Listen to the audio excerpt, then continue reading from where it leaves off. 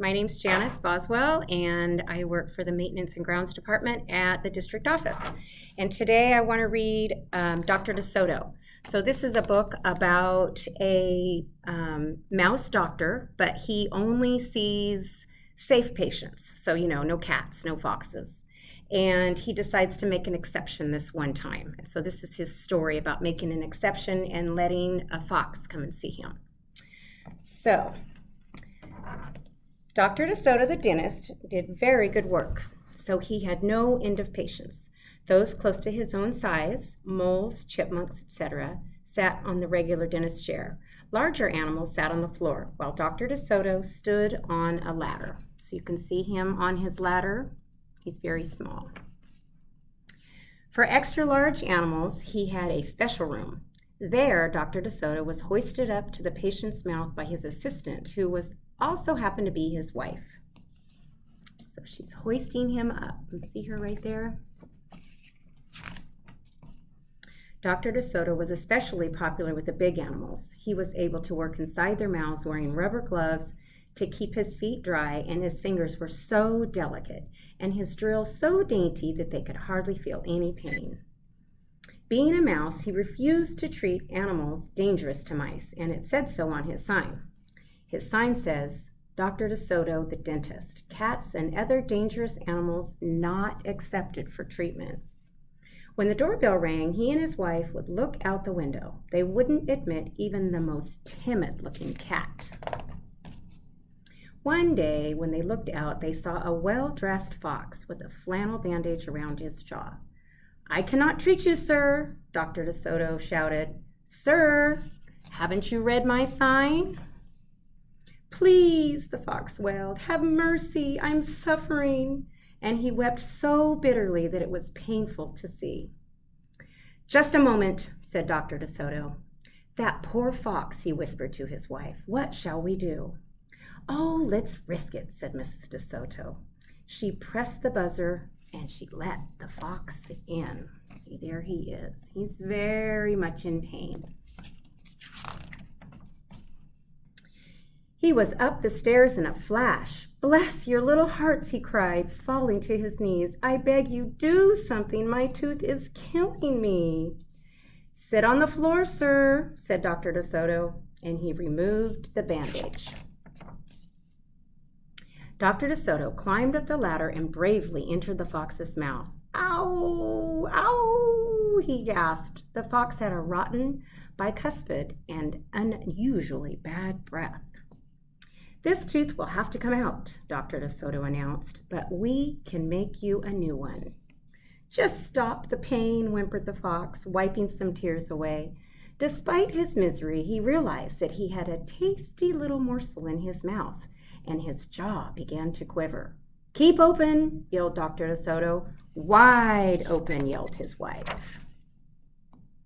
I'm giving you gas now, said Dr. DeSoto, so you won't feel a thing when I yank that tooth. Soon, the fox was in dreamland. Yummy, he mumbled. How I love them raw with just a pinch of salt and a dry white wine. They could guess what he was dreaming about. Mrs. DeSoto handed her husband a pole to keep the fox's mouth wide open. You see? Dr. DeSoto fastened his extractor to the bad tooth. Then he and his wife began turning the winch. Finally, with a sucking sound, the tooth popped out and hung swaying in the air. I'm bleeding, the fox yelped when he came to. Dr. DeSoto ran up the ladder and stuffed some gauze in the hole. The worst is over, he said. I will have a new tooth ready for you tomorrow. Be here at 11 sharp.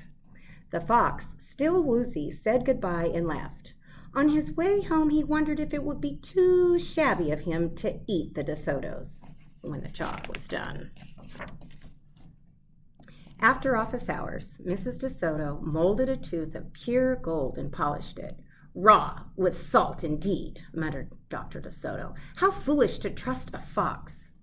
He didn't know what he was saying, said Mrs. DeSoto. Why should he harm us? We're helping him. Because he's a fox, said Dr. DeSoto. They're wicked, wicked creatures. That night, the DeSotos lay awake worrying. Should we let him in tomorrow? Mrs. DeSoto wondered. Once I start a job, said the dentist firmly, I finish it. My father was the same way. But we must do something to protect ourselves, said his wife. They talked and talked until they formed a plan. I think it will work, said Dr. DeSoto. And a minute later, he was snoring. The next morning, promptly at 11, a very cheerful fox turned up. He was feeling no particle of pain. When Dr. DeSoto got into his mouth, he snapped it shut just for a moment, and then he opened it wide and laughed. Ha, just joking. Be serious, said the dentist sharply. We have work to do. His wife was lugging the very heavy tooth up the ladder. She's got it all the way to the top. Oh, I love it, exclaimed the fox. It's just beautiful. Dr. DeSoto set the gold tooth in its socket and hooked it up to the teeth on both sides. The fox caressed the new tooth with his tongue. Oh my, it feels so good, he thought. I really shouldn't eat them. But on the other hand, how can I resist? Oh, we're not finished, said Dr. DeSoto, holding up a large jug. I have here a remarkable preparation developed only recently by my wife and me. With just one application, you can be rid of toothaches forever. How would you like to be the first one to receive this unique treatment? I certainly would, the fox declared. I'd be honored. He hated any kind of personal pain. You will never have to see us again, said Dr. DeSoto. No one will ever see you again, said the fox to himself, because he had definitely made up his mind he was going to eat them with the help of his brand new tooth. Dr. DeSoto stepped into the fox's mouth with a bucket of secret formula and proceeded to paint each tooth. He hummed as if he worked. While he worked. Dr. DeSoto stood by the ladder, pointing out spots that he missed, and the fox looked very happy. When the dentist was done, he stepped out. Now, close your jaws tight, he said, and keep them closed for a full minute. And the fox did as he was told.